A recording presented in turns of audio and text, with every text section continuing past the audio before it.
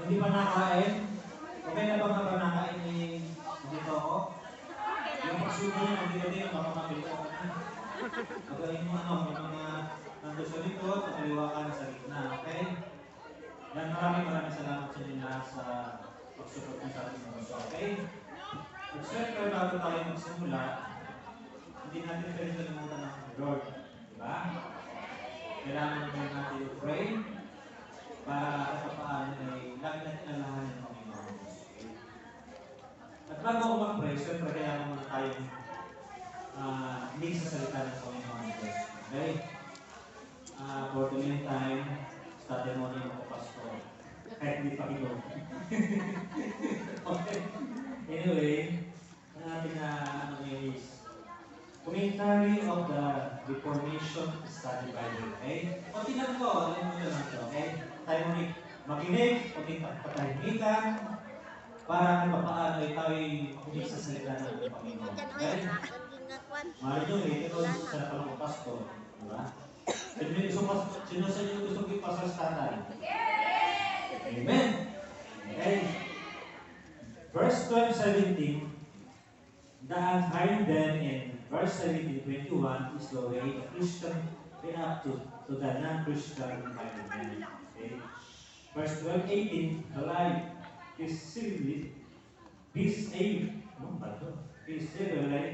with all the Christian is peacemaker by obligation and harmony is not always possible. Sister divides as well as unites. Okay? For double qualification. Recognize, but the obligation to strive for peace in personal relation with the other remains. Okay? Verse 12-21, the Christian must be free from desire to get even, such a release from a instinct for release. It's possible because the believer knows that God will right all wrongs in His own perfect judgment. Moreover, Scripture urges us to show grace to wrongdoer because God is patient with him. Proverbs 25:21-22. Verse 12-20, he burning coals on his head, doing goods on an enemy may live, to his conscience, being for, and thus to his conversion are equal at least lead to such sins of shame that evil behaviors mortify. Romans verse 12-13-21, the mark of the true Christian. Okay? Tagalog na tayo. Mga taga-Roma, verse 12-13. Tumulong kayo sa pangangailangan ng mga kapatiran at patuloy ninyo ang mga taga-ibang lugar. Magmalasakit sa iba. Okay? Mga taga-Roma, verse 12-14. Italangin nyo ang mga uusig sa inyo. Italangin nyo sila'y huwag sumpain. Italangin ang mga laban sa atin na kahabagan ang Lord. Mateo, verse 5:43-45. Mga taga-Roma, verse 12-15. Makigalak kayo sa mga nagagalak at makipagtanis sa mga tumatanis. Makipagsimpatya sa mabuting pagkain. Sa mga taga-Roma, verse 12-16, magkaisa kayo ng saloobin. Huwag kayo magmayabang. Sa halip ay makisama kayo kahit sa mga dukha, manatiling mapagkumbaba.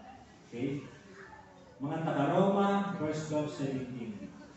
Huwag niyong gantihan ng masama ang mga masama. Sikapin niyong mamuhay ng marangal. Ikararangal ang hindi papagganti sa masama. Mga taga-Roma, verse 12-18. Hanggat maaari, makisama kayo ng mapayapa sa lahat ng tao. Makisama sa ayon lamang sa tama. Mga taga-Roma, verse 12-19. Mga minamahal, huwag kayong maghihiganti.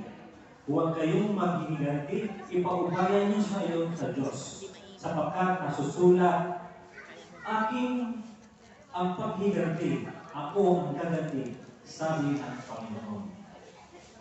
Huwag paghiganti, yan ay gawain ng Diyos. Kaya ipaubayan nyo sa Panginoon. Okay? Mga taga-Roma, verse 12-20, subalit, kung nagugutom ang iyong mga kaaway, pakainin mo. Kung nauuhaw, painumin. Nasa ngayon ay pagpupuntot ka ng mga baka sa kanyang ulo. Gawa ng mabuti ng kaaway. Huwag ikadala at kaninang kapamakan upang mapabagsak sa halip idalangin sa Diyos ang kahabagan. Mga taga-Roma, verse 12-21, huwag kayong magpadaig sa masama, kundi daigin nyo na mabuti ang masama. Huwag padadaig sa masama, manatili sa paggawa ng mabuti, at tiyak na madadaig natin ang masama. Ayun. May naintindihan ba kayo sa sinabi ko? Ano masasabi niyo sa salita ng Panginoon? Amen. Okay? Amen. Sana bago tayo mag-start natin program, meron ako konting panalangin, di ba? Okay. Mga nangangailangan ng tulong, pagkakahilan ng buwan, mga nangangailangan ng tulong, mga nahabis, mga gumagawa ng masama, na magbago na. Tumatami pa ang mga gumagawa ng mabuti at hanggang tumulong sa iba. Pagpalain ang inyong ama, pagpalain ang inyong hangarin at tulong sa iba, at gamitin kayo ng Lord upang magkaroon ng karanapan, ng magandang plano sa hangarin ng matulong sa kapwa. Mga kabunso, mga kapatiran, mga minamahal, mga kulang, kapatid, mga nandito, tayo po ay manangin, hinihingi po tayo sa talo kahit sa nandito. Buting katahimikin ako mga kabunso. Ama naming makapangyarihan sa lahat, punong-puno ng kapangyarihan. Dinadala ko, Panginoon, sa iyo na sa araw ng ito, na sana po ay may rahos namin ang piging at ito sa bulwagan ito ay manatili sa aming mga puso ang pagmamahalan, ang pag-unawa ng bawat isa. Hindi namin, Panginoon, sa iyo na kami po ay babayan nyo at kami po ay bigyan niyo po ng pagpapala ang bawat isa po na nandito, ang bawat pamilya po, Panginoon, babayan po, Panginoon, at bless po sa kanilang mga pangangailangan sa buhay.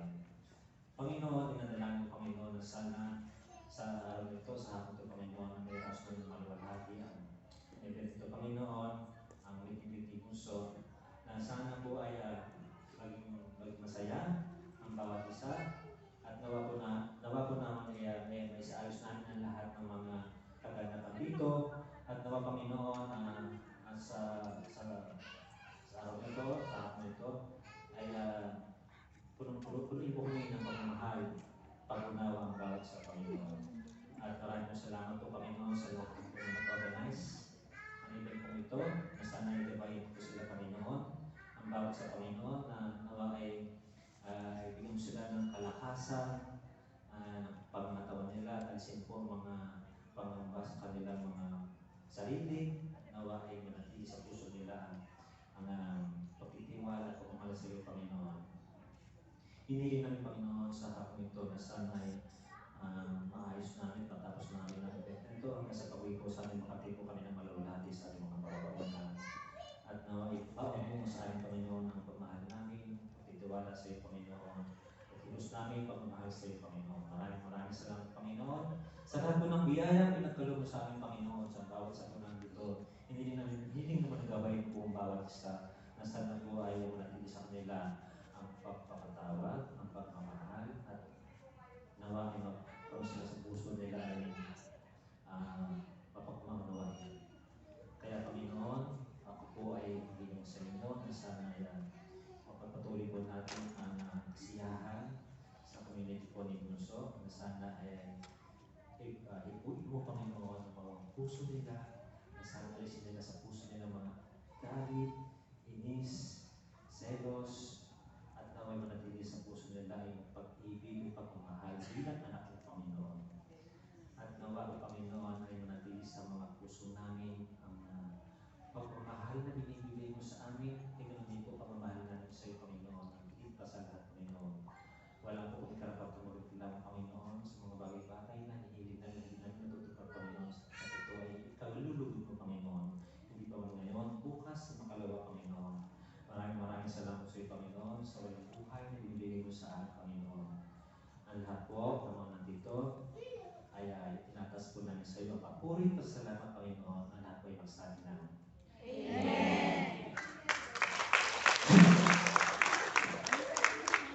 Praise Lord. I-house ko.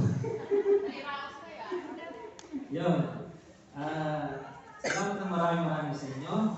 At happy lang. Okay? So, enjoy lang natin ang ating event ngayon.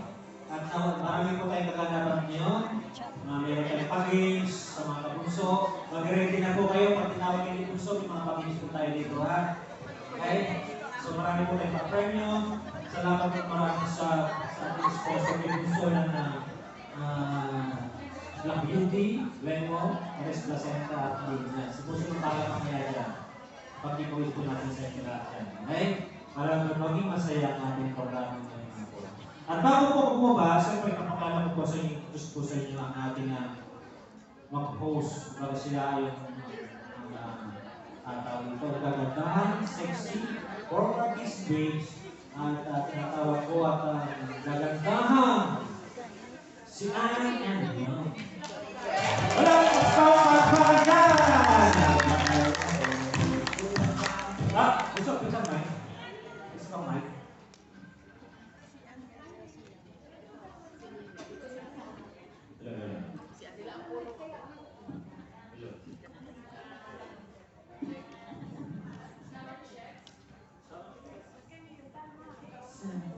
Shock naman ako sa sex. Thank you.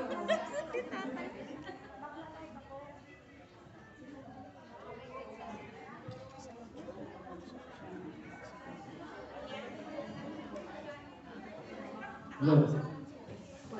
Shout out to 1 million. 2 million. Hello, sir. Hindi kumain ng hair. Kumain ng hair ako. Para mahabol niyo ako lahat. Pinahabol.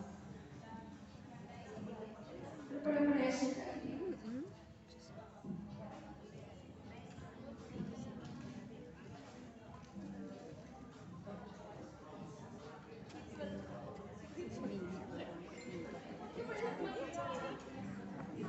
Ayan, kumain na ba ang lahat? Pero hindi daw. Hindi daw. Kaya kakain muna tayo.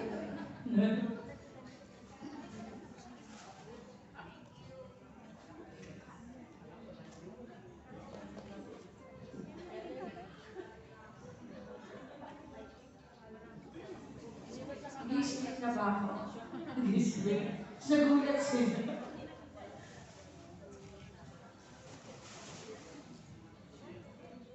Lupus.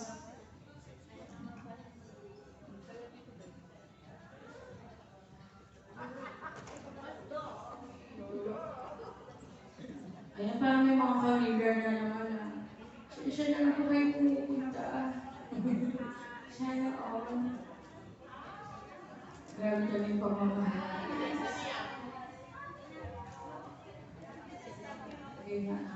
Ayun, magandang hapon sa inyong lahat, mga kapusuan! Ayun! Ang gaganda naman ng mga kulay niyo, guys. Oo nga. Ayun, bago ko makita si Kuya Mitsa na mag-perform, okay na ba kami muna? Okay na po kami muna ang inyong host for today's video. Ano sabi? Huwag yung bumalik kayo doon. Ayan, nakakagagawin muna kayo isang kanya. Ayan, ang usapan kasi mag-host lang dyan. Kasi na-request na tayo ng mga song.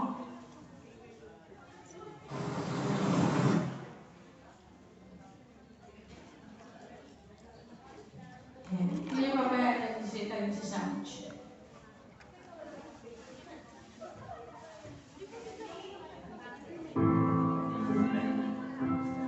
Let's give it up for Anne.